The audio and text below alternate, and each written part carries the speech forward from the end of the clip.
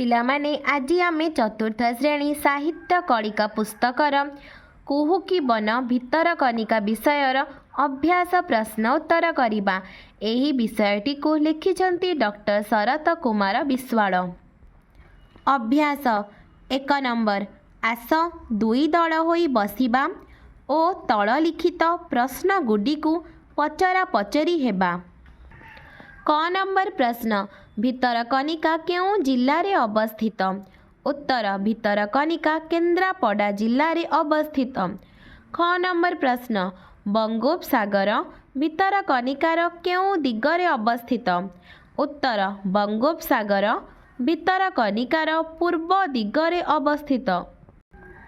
ଗ ନମ୍ବର ପ୍ରଶ୍ନ, ଭିତରକନିକାର ନଦୀ ନାଳରେ କି କି ମାଛ ମିଳେ? ଉତ୍ତର, ଭିତରକନିକାର ନଦୀ ନାଳରେ ଭେକଟି, ଇଲିଶି, ଖଇଙ୍ଗା, କଣ୍ଟିଆ, ଜଳଙ୍ଗ ଓ ଖୁରାଣ୍ଟି ପ୍ରଭୃତି ବିଭିନ୍ନ ପ୍ରକାର ଲୁଣି ମାଛ ମିଳେ। ଘ ନମ୍ବର, ଭିତରକନିକାରେ କି କି ଗଛ ରହିଛି? ଉତ୍ତର, ଭିତରକନିକାରେ ରାଇ, ବଣିଆ, ପିତାମାରି, ସୁନ୍ଦରୀ, ହେନ୍ତାଳ, ଗୁଆଁ, ବନି, କେରୁଆଁ, ସିଙ୍ଗଡ଼ା, ରୁଅ, ପାଣିଆମ୍ବ ଓ ବଣଲେମ୍ବୁ ଗଛ ରହିଛି। ୱ ନମ୍ବର, ଭିତରକନିକା ଅଭୟାରଣ୍ୟରେ କି କି ଜୀବଜନ୍ତୁ ଦେଖାଯାଆନ୍ତି? ଉତ୍ତର, ଭିତରକନିକା ଅଭୟାରଣ୍ୟରେ ଶିଆଳି, ହେଟାବାଘ, ବାର୍ହା, ସମ୍ବର, ବଣ ଘୁଷୁରି, କଟାସ, ଗଧିଆ, ଓଧ, ଝିଙ୍କ ଓ ନେଉଳ ଆଦି ବିଭିନ୍ନ ଜୀବଜନ୍ତୁ ଦେଖାଯାଆନ୍ତି। ଚ ନମ୍ବର, ସରକାର କେବେ ଭିତରକନିକାକୁ ଅଭୟାରଣ୍ୟ ରୂପେ ଘୋଷଣା କଲେ? ଉତ୍ତର, ସରକାର 1975 ମସିହାରେ ଭିତରକନିକାକୁ ଅଭୟାରଣ୍ୟ ରୂପେ ଘୋଷଣା କଲେ। 2 ନମ୍ବର, ଆସ ଉତ୍ତର ଲେଖିବା। କ ନମ୍ବର ପ୍ରଶ୍ନ, ଭିତରକନିକାକୁ ମଟର ଲଞ୍ଚରେ ଗଲାବେଳେ କେଉଁ ଦୃଶ୍ୟ ଦେଖିବାକୁ ମିଳେ? ଉତ୍ତର, ଭିତରକନିକାକୁ ମଟର ଲଞ୍ଚରେ ଗଲାବେଳେ ନଦୀ ଏବଂ ନାଳର ଉଭୟ ପାର୍ଶ୍ୱରେ ଘଞ୍ଚ ଜଙ୍ଗଲର ଦୃଶ୍ୟ ଦେଖିବାକୁ ମିଳିବ ଏବଂ ଚଢ଼େଇମାନଙ୍କର କିଚିରିମିଚିରି ଶବ୍ଦ, ମାଙ୍କଡ଼ମାନଙ୍କର ହୁଙ୍କାର ଓ ମାଛରଙ୍କା ଚଢ଼େଇମାନଙ୍କର ଆକାଶରେ ଘୁରି ଘୁରି ପାଣି ଉପରକୁ ଝାମ୍ପ ଦେଉଥିବାର ଦୃଶ୍ୟ ମଧ୍ୟ ଦେଖିବାକୁ ମିଳିବ। ଖ ନମ୍ବର, ଭିତରକନିକାକୁ ବିଦେଶୀ ପକ୍ଷୀମାନେ କେଉଁ ଦେଶରୁ ଆସିଥାନ୍ତି? ଉତ୍ତର, ଭିତରକନିକାକୁ ବିଦେଶୀ ପକ୍ଷୀମାନେ ସୁଦୂର ସାଇବେରିଆ, କାସ୍ପିଆନ ସାଗର ଏବଂ କାଲିଫର୍ଣ୍ଣିଆରୁ ଆସିଥାନ୍ତି। ଗ ନମ୍ବର, ହେନ୍ତାଳ ଗଛ ଲୋକମାନଙ୍କର କି ଉପକାର କରିଥାଏ? ଉତ୍ତର, ହେନ୍ତାଳ ଗଛଗୁଡ଼ିକ ଦେଖିବାକୁ ଛୋଟ ଆକାରର ଖଜୁରୀ ଗଛ ଭଳି। ଏହାର ସରୁ ସରୁ ଗଣ୍ଡି ଖୁବ୍ ମଜବୁତ। ତାହା ଲୋକମାନଙ୍କର ଘର ତିଆରି କାମରେ ଲାଗେ। ଏହାର ପତ୍ରକୁ ପିଞ୍ଛ କୁହାଯାଏ। ଏହା ଛାଞ୍ଚୁଣୀ ତିଆରି କାମରେ ଲାଗେ। ଘ ନମ୍ବର, ଭିତରକନିକା ଅଞ୍ଚଳରେ ଭୂମି କାହିଁକି ସର୍ବଦା ସନ୍ତସନ୍ତିଆ ରହେ? ଉତ୍ତର, ଜୁଆର ପାଣି ଯୋଗୁଁ ଭିତରକନିକା ଅଞ୍ଚଳରେ ଭୂମି ସର୍ବଦା ସନ୍ତସନ୍ତିଆ ରହେ। ୱ ନମ୍ବର, ଭିତରକନିକା ସମଗ୍ର ପୃଥିବୀରେ କେଉଁଥିପାଇଁ ଖ୍ୟାତି ଅର୍ଜନ କରିଛି? ଉତ୍ତର, ଭିତରକନିକା ବଉଳା କୁମ୍ଭୀର ଓ ଅଲିଭ ରିଡଲେ କଇଁଛ ପାଇଁ ସମଗ୍ର ପୃଥିବୀରେ ଖ୍ୟାତି ଅର୍ଜନ କରିଛି। ଚ ନମ୍ବର, ଭିତରକନିକା ଲୁଣା ଜଙ୍ଗଲ କି ଉପକାରରେ ଆସେ? ଉତ୍ତର, ଭିତରକନିକା ଲୁଣା ଜଙ୍ଗଲଗୁଡ଼ିକ ଏ ଅଞ୍ଚଳର ମୃତ୍ତିକା କ୍ଷୟ ରୋକିବା ସହିତ ଭୟଙ୍କର ବନ୍ୟା, ବାତ୍ୟା ଓ ସାମୁଦ୍ରିକ ଢେଉରୁ ଲୋକମାନଙ୍କର ଧନଜୀବନ ରକ୍ଷା କରିଥାଏ। 3 ନମ୍ବର, ଆସ ବୁଝିବା ଓ ଏହାକୁ ସରଳ ଭାଷାରେ ଲେଖିବା। ସ୍ୱାଧୀନତାର ଯେ କି ସୁଖ ଓ ଆନନ୍ଦ ତାହା ଏହି ପ୍ରାଣୀମାନଙ୍କୁ ଦେଖିଲେ ଅନୁଭବ କରିହୁଏ। ସ୍ୱାଧୀନତାର ... କରିହୁଏ। ଉକ୍ତ ଗଦ୍ୟାଂଶଟି ଆମ ପଠିତ ସାହିତ୍ୟ କଳିକା ପୁସ୍ତକର କୁହୁକି ବନ ଭିତରକନିକା विषयरू आनीत। ଏହି ପ୍ରସଙ୍ଗରେ ଲେଖକ ଡକ୍ଟର ଶରତ କୁମାର ବିଶ୍ୱାଳ ଭିତରକନିକା ଅଭୟାରଣ୍ୟର ବନ୍ୟଜୀବମାନଙ୍କର ସ୍ୱାଧୀନତାର ସୁଖ ବିଷୟରେ ବର୍ଣ୍ଣନା କରିଛନ୍ତି।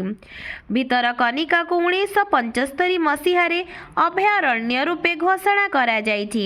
ସେଠାରେ କେହି କୌଣସି ଜୀବଜନ୍ତୁଙ୍କୁ ଶିକାର କରିପାରିବେ ନାହିଁ। ଏହି ପ୍ରାକୃତିକ ସୌନ୍ଦର୍ଯ୍ୟ ଭରା ସ୍ଥାନରେ ବନ୍ୟଜନ୍ତୁମାନେ ସ୍ୱାଧୀନ ଭାବରେ ବିଚରଣ କରନ୍ତି। ଶିଆଳ, ବାର୍ହା, ସମ୍ବରଠାରୁ ହରିଣ ପର୍ଯ୍ୟନ୍ତ ସମସ୍ତେ ନିଜର ସ୍ୱାଧୀନ ବିଚରଣ କରନ୍ତି। ସ୍ୱାଧୀନତାର ଯେ କି ସୁଖ ଓ ଆନନ୍ଦ ତାହା ଏହି ପ୍ରାଣୀମାନଙ୍କୁ ଦେଖିଲେ ଅନୁଭବ କରିହୁଏ। 4 ନମ୍ବର, ଆସ ତଳ ଶବ୍ଦଗୁଡ଼ିକୁ ବ୍ୟବହାର କରି ବାକ୍ୟ ଲେଖିବା। ସନ୍ତସନ୍ତିଆ। ଜୁଆର ପାଣି ଯୋଗୁଁ ଭିତରକନିକାର ଭୂମି ସନ୍ତସନ୍ତିଆ ଥାଏ। ନିରାପଦ। ଭିତରକନିକାରେ ଜୀବଜନ୍ତୁମାନେ ନିରାପଦରେ ବିଚରଣ କରନ୍ତି। ଗନ୍ତାଘର। ଭିତରକନିକା ହେଉଛି ସୌନ୍ଦର୍ଯ୍ୟର ଗନ୍ତାଘର। ରମଣୀୟ। ଚିଲିକାର ରମଣୀୟ ଦୃଶ୍ୟ ଦେଖି କିଏ ମୋହିତ ହେବ ନାହିଁ। କଳରବ। ଜଙ୍ଗଲରେ ପଶୁପକ୍ଷୀମାନଙ୍କର କଳରବ ଶୁଣିବାକୁ ମିଳେ। 5 ନମ୍ବର, ଜାତି ଶବ୍ଦରୁ ଜାତୀୟ ହେଲା ପରି ତଳେ ଥିବା ଶବ୍ଦଗୁଡ଼ିକ କ'ଣ ହେବ ତା ପାଖରେ ଥିବା ଘରେ ଲେଖିବା। ଦେଶ, ଦେଶୀୟ। ଦଳ, ଦଳୀୟ। ଜଳ, ଜଳୀୟ। ବାଷ୍ପ, ବାଷ୍ପୀୟ। 6 ନମ୍ବର, ଗୋଟିଏ ଶବ୍ଦରେ ଲେଖିବା। ଯେଉଁମାନେ ଜଳରେ ବିଚରଣ କରନ୍ତି, ଜଳଚର। ଯେଉଁମାନେ ସ୍ଥଳରେ ବିଚରଣ କରନ୍ତି, ସ୍ଥଳଚର। ଯେଉଁମାନେ ଉଭୟ ଜଳ ଓ ସ୍ଥଳରେ ବିଚରଣ କରନ୍ତି, ଉଭୟଚର। ଯେଉଁମାନେ ବନରେ ବିଚରଣ କରନ୍ତି, ବନଚର। 7 ନମ୍ବର, ଶୂନ୍ୟସ୍ଥାନ ପୂରଣ କରିବା। କ୍ଷୁଦ୍ର, କ୍ଷୁଦ୍ରତର, କ୍ଷୁଦ୍ରତମ। ବୃହତ୍, ବୃହତ୍ତର, ବୃହତ୍ତମ। ଦୀର୍ଘ, ଦୀର୍ଘତର, ଦୀର୍ଘତମ। ଉଚ୍ଚ, ଉଚ୍ଚତର, ଉଚ୍ଚତମ। ମନରୁ ଏହିଭଳି ଆଉ କେତୋଟି ଲେଖିବା। ମହତ୍, ମହତ୍ତର, ମହତ୍ତମ। ଗୁରୁ, ଗୁରୁତର, ଗୁରୁତମ। ଲଘୁ, ଲଘୁତର, ଲଘୁତମ। ପ୍ରିୟ, ପ୍ରିୟତର, ପ୍ରିୟତମ। 8 ନମ୍ବର, ଉପରେ ଦିଆଯାଇଥିବା ଅନୁଚ୍ଛେଦରେ ଉପଯୁକ୍ତ ସ୍ଥାନରେ ପୂର୍ଣ୍ଣଚ୍ଛେଦ ଦେଇ ବାକ୍ୟଗୁଡ଼ିକ ନିମ୍ନ ସ୍ଥାନରେ ଲେଖିବା। ଉତ୍ତର। ଭିତରକନିକା ଓଡ଼ିଶାର ଏକ ଅଭୟାରଣ୍ୟ। ଏଠାରେ ପୂର୍ଣ୍ଣଚ୍ଛେଦ ଦେବା। ଏଠାରେ ଜୀବଜନ୍ତୁ ନିର୍ଭୟରେ ରହିଥାନ୍ତି। ପୂର୍ଣ୍ଣଚ୍ଛେଦ। ବିଶେଷ କରି ଅଲିଭ୍ ରିଡ୍ଲେ କଇଁଛ, ଜଙ୍ଗଲ ଜୀବଜନ୍ତୁ ଓ ମଣିଷ ମଧ୍ୟରେ ସମ୍ପର୍କ ବହୁ ପୁରାତନ। ପୂର୍ଣ୍ଣଚ୍ଛେଦ। ଜଙ୍ଗଲ ଓ ଜୀବଜନ୍ତୁ ବଞ୍ଚି ନ ରହିଲେ ମଣିଷ ବଞ୍ଚିବା କଷ୍ଟକର। ପୂର୍ଣ୍ଣଚ୍ଛେଦ ଦେବା।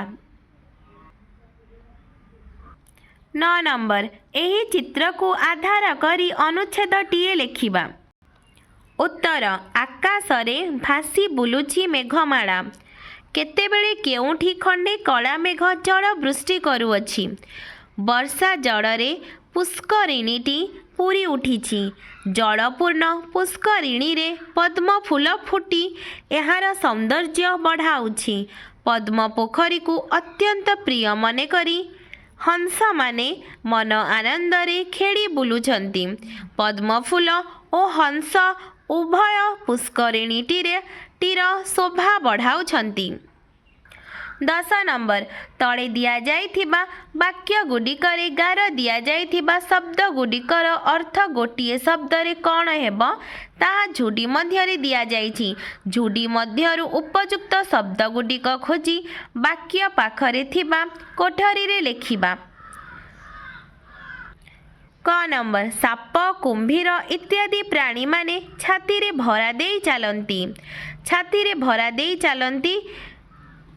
ଚାଲୁଥିବା ପ୍ରାଣୀମାନଙ୍କୁ ସରୀସୃପ କୁହାଯାଏ। ତ ଉତ୍ତର ସରୀସୃପ।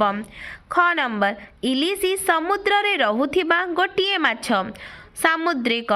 ଗହୀରମଥା ସମୁଦ୍ର ନିକଟବର୍ତ୍ତୀ ବାଲୁକା ଶଯ୍ୟାରେ କଇଁଛମାନେ ଆସି ଅଣ୍ଡା ଦିଅନ୍ତି। ବେଳାଭୂମି। ଘ ନମ୍ବର, ଭିତରକନିକା ଜଙ୍ଗଲରେ ପଶୁପକ୍ଷୀମାନେ ବିନା ଭୟରେ ବିଚରଣ କରନ୍ତି। ବିନା ଭୟରେ ଅର୍ଥ ନିର୍ଭୟରେ। ଉତ୍ତର ନିର୍ଭୟ। ପିଲାମାନେ, ତୁମକୁ ଭିଡ଼ିଓଟି ଭଲ ଲାଗିଲେ ଲାଇକ୍ ଆଣ୍ଡ ସବସ୍କ୍ରାଇବ୍ କରିବ।